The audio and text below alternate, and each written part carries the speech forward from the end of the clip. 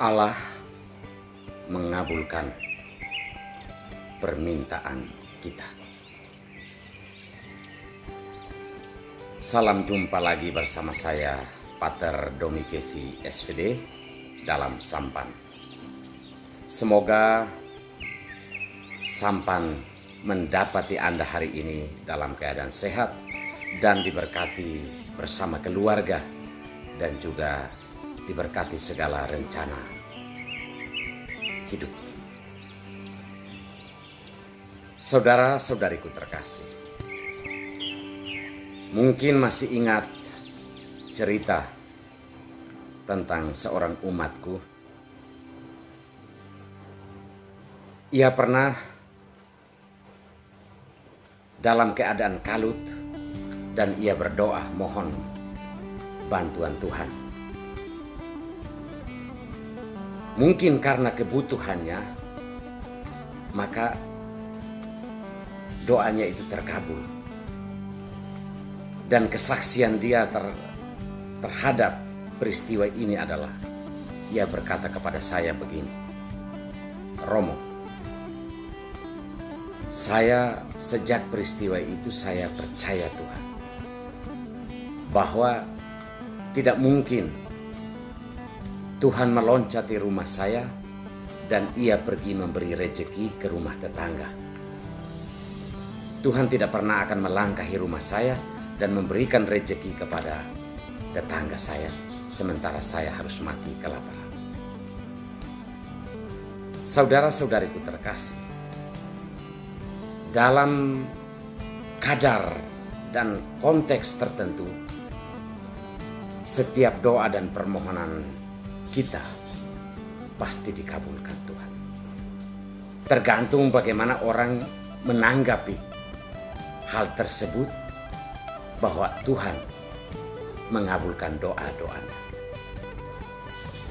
Hari ini sabda Tuhan mengajak kita atau menegaskan kepada kita tentang kebenaran firman ini, bahwa Dia akan mengabulkan setiap permohonan yang sesuai dengan kehendaknya, bukan kehendak kita. Dalam bacaan Injil kita mendengar bahwa Yesus melakukan mujizat pertama dalam pesta pernikahan di Kana. Mujizat ini terjadi karena undangan dari keluarga atau orang-orang yang melaksanakan pesta itu. Mereka mengundang Yesus dan ibunya Maria. Ketika mereka kehabisan anggur, Maria adalah seorang wanita yang pertama-tama merasakan kekalutan, ketakutan mereka menghadapi bagaimana wajah mereka akan tercoreng ketika mereka harus kehabisan anggur pada pesta itu. Maria hanya mengatakan kepada mereka setelah ia mendapat jawaban dari Yesus, "Mau apa daripadaku ibu saatku belum tiba?" Maria mengatakan kepada mereka, "Apa yang dikatakan kepadamu, lakukanlah."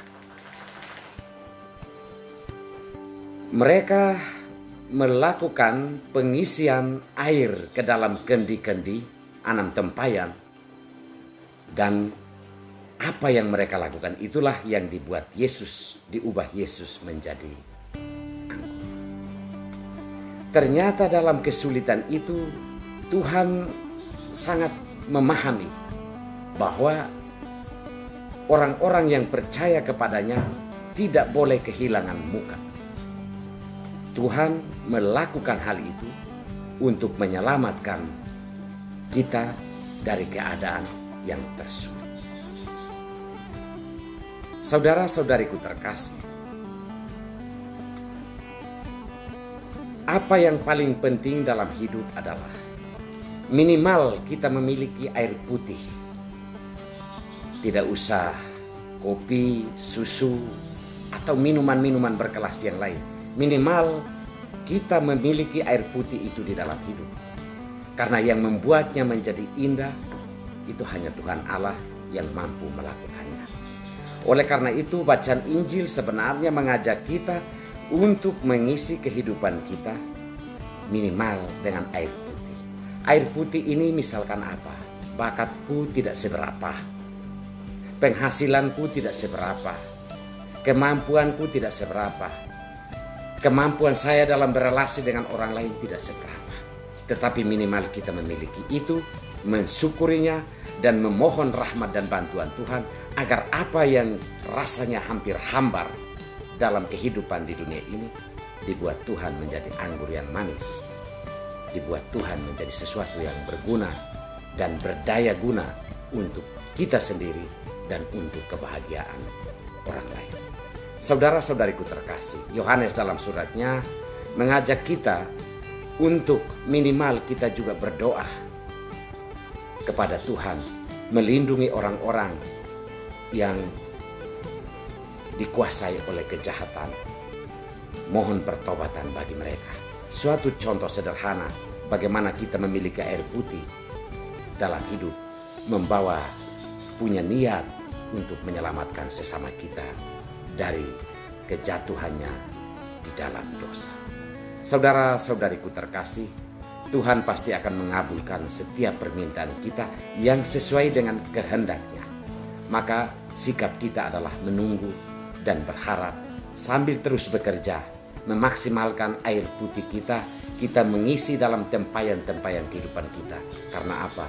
Apa yang kita perjuangkan dengan bercucuran keringat dan air mata, Tuhan tetap menghitung semuanya. Pada waktunya, apa yang kita perjuangkan itu akan dibuat Tuhan menjadi indah demi keselamatan kita dan kebahagiaan kita. Tuhan memberkati kita semua.